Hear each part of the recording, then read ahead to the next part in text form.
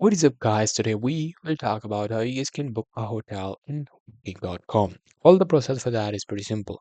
For that, what you have to do is you just have to come to Google and simply search for booking.com. Now, booking.com will bring you booking.com's website. So I'm just going to search for booking.com and then go to booking.com. Now here what you have to do is just have to select wherever you are going in. Suppose you're going in Cornwall and then select the dates you want to go in, check out, and then select the persons you are, children if you have any, rooms, or everything you want, and then click on search. Once you do that, you will see all of the hotels pop up. Now, suppose you want to book this one, you just have to click on this one, and there you go, a new tab will open up. Now here what you have to do is you just have to scroll down and click on reserve and you will see these options. Here select that and then click on reserve.